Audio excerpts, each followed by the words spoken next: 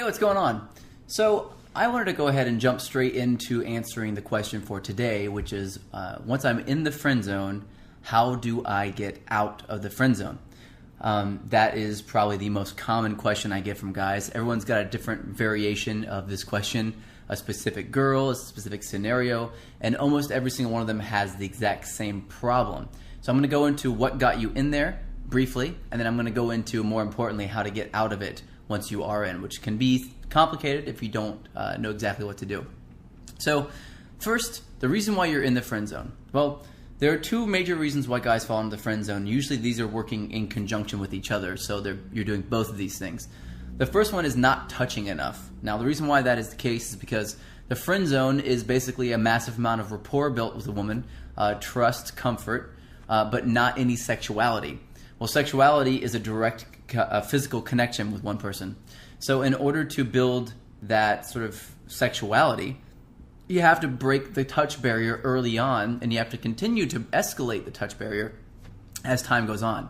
So basically what that means is that when you first meet a woman, if you aren't touching her within the first 3 to 5 seconds on her shoulder or on her hand, just briefly, just for maybe 2 to 3 seconds, you keep your hand on, or maybe even less, and then take your hand off again. As you're touching, if you're not doing that constantly, as in at least once a minute when you're talking, then you are probably headed toward the friend zone. And so what she's doing is she's building all this curiosity around you. She's interested. She's like I said, she's curious. She's intrigued by you in the beginning, but she's not getting any physical touch. And so that intrigue is not attached to anything. It's just there. When she sees you, it triggers it. So we have something called anchors, emotional anchors.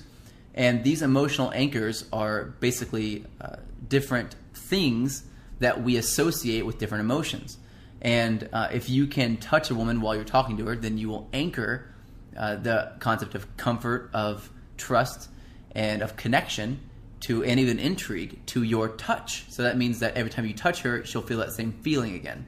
And if you don't do it when you first meet a woman, then it won't happen at all. You'll have to sort of reframe it all over again.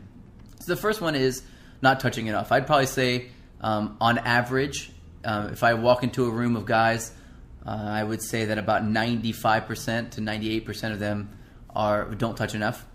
And usually they all could touch around 300% more, meaning the amount of times that they touch, it could be 3 times the amount of times that they touch, and it would still be fine. In fact, it would probably be a lot better for them. So I would say increase the amount of times that you touch a woman by about 300% or 3 times. So if you're touching a woman, and you probably haven't thought about this very much, but if you're touching a woman maybe not at all night, then you want to at least touch her 3 times when you're talking to her. If you are touching a woman maybe once every 30 minutes, just casually, and I mean as you might touch a dude, like a friend of yours, it's like, on the shoulder, or, you might go, for example, you might have a sentence that says, you might say, well, what do you think about this? And you might stick your hand out and touch their arm for a second, like, what do you think about this? And it's a normal, totally normal touch. You're not looking at your hand when you do it. You're not coming straight out like this and like reaching way over. It's very casual. It's completely normal sort of hand gestures and hand movements, except you're making contact. So you want to definitely do that. Touch about 3 times more than you currently are. And the other one is, the other reason why guys fall into the friend zone is because they skip the stage of attraction altogether. This is like walking up to a girl in a bar and saying, "Do you come here often?" So that is sort of a fake rapport. That's like the idea that you're trying to build this connection with her way too early. And women don't give a shit. When they first meet you, they don't care where you're from, even really what your name is, what you're interested in. They don't care about any of that stuff. What they want to know is, are you worth talking to, or is this going to be a conversation where they're going to feel like they need to ask their friend to come over and save them, or they have to go to the bathroom and sneak away or something. So what you have to do in the beginning is build that intrigue, build that curiosity, which is what attraction truly is. And you want to make sure that curiosity is there and is very apparent to them whenever you're first talking to them. If you skip that and you try to get into really deep conversation early on, what you're doing is you don't have that ramp up of attraction that sort of peaks off with rapport. So attraction is kind of like this. It ramps up very quickly if you know how to do it. It's curiosity. And then it drops sharply if you don't build rapport afterwards. So what you want to do is you want to ramp up attraction by building banter, by using negative body language properly, by touching properly, things like this. And there are a lot of other things, obviously, that you can do that I go over in depth in my book. And you want to ramp up the attraction as high as you can possibly get it, and then right at the peak, you want to cap it off and build rapport. Because when you start building rapport, the attraction dies off. So if you build a little bit of attraction and then you go straight into rapport, you're only going to have that much attraction over time. You can't build more attraction very easily.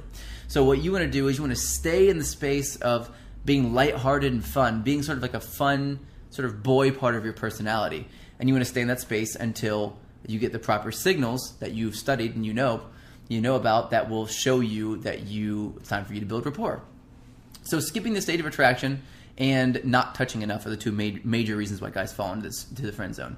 If you are in the friend zone, if you ever have been in the friend zone, you probably did one of those two things. It's about 95% of the guys that I know of fall into the friend zone because of that. And there are about 5% that have some other crazy ass circumstance that is nuts. Like it's extremely religious situation or one of a couple other things.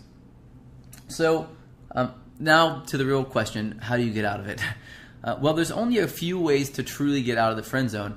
But what you have to do is make use of what attracts women in the first place, and you have to make the woman that you're attracted to, that you're currently in the friend zone with, you have to make her reconsider that maybe you're not the nice guy and maybe you do have more to you. So one way to do this is to use the concept of value, and let me explain what that means. So women are typically attracted to men that other women are attracted to already.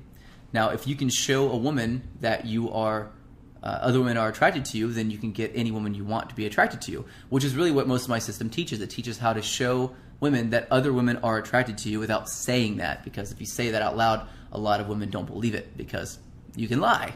So a lot of the body language stuff that I've modeled, a lot of the touch stuff that I've modeled, a lot of the framing, the psychological space, things like this, it's all framed from a space of a guy who believes that other women are attracted to him, who believes that most women are attracted to him, and that's normal for him. So what you want to do is you have to show this woman that you are already, you believe that women are attracted to you. And what better way to do that than to actually show her that women are in fact attracted to you. So what I would do if I were you is, and you may have to practice this a little bit because this is a patient man's game. I mean, it took you a long time to screw this up, so you need to take your time to get out of it. And anything that you do that is not what you're currently doing will increase your chances with this woman. So any deviation from your current plan that you have in place will increase your chances. So you have nothing to lose here. If you keep doing what you're doing, you're never going to be anything more than just friends with her anyway. And if you try to go to some extreme and be like, well, you need to date me or you need to leave, then you're going to freak her out and she's going to leave anyway.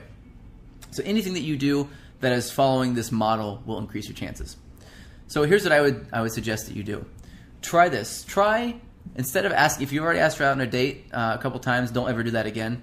You're not going to be going on dates with girls. You're going to be meeting up with them. This is a very big difference. Instead of saying, hey, would you like to go out to dinner with me sometime? Or you want to go grab a drink sometime? Or whatever. You want to go to a movie? Or all these different things that we've had imprinted into our head, like leave it to beaver thoughts and concepts, you need to erase because they don't work. They're bad. They've never worked, in fact. And the only time that women have ever sort of fallen for them in the first place is because that's all that guys were doing at the time and they didn't have any choice. So you never want to do that. You want to stand out. You want to be the upper echelon of men. You want to be the top 2%. So here's what I say, and what I teach to say. I suggest that you say, I'm going to be at this place at this time, most likely. Meet up with me if you want to. Just go out there and meet me there if you want to. So this is saying I'm going to be somewhere already.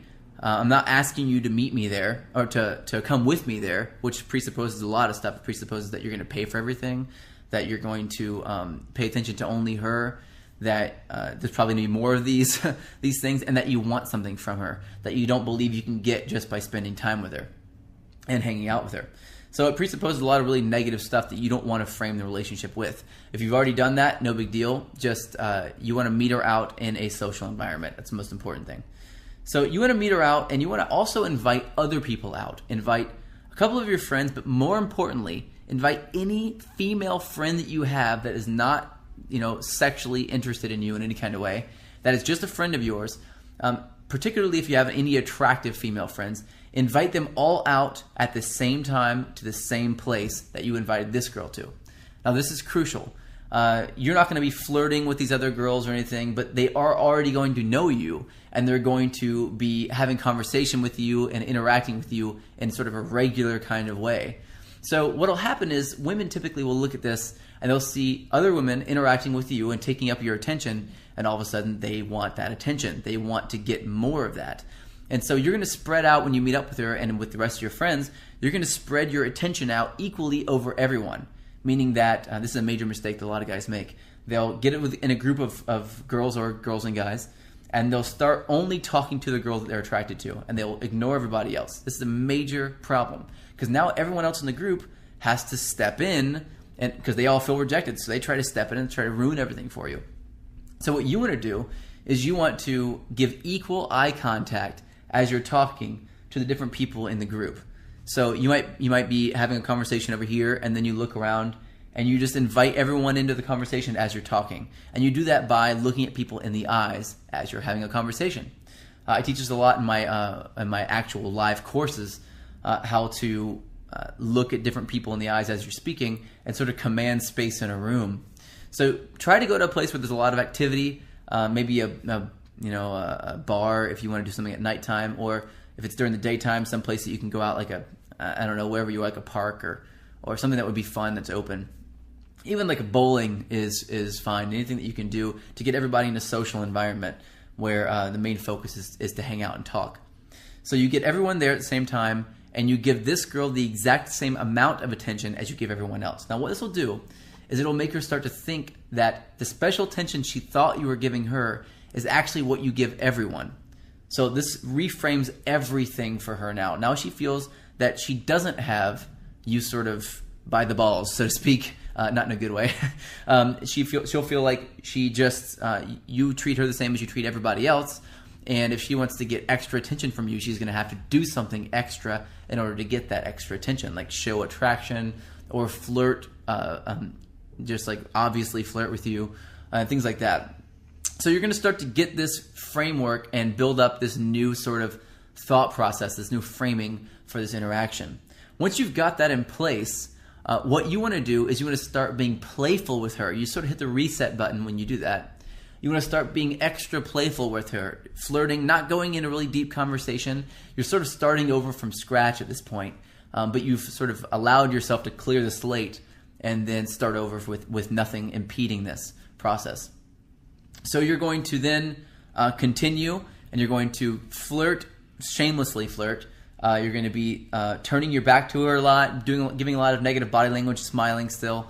If you haven't seen my attraction step-by-step attraction flowchart, then definitely see that. It's called my attraction blueprint.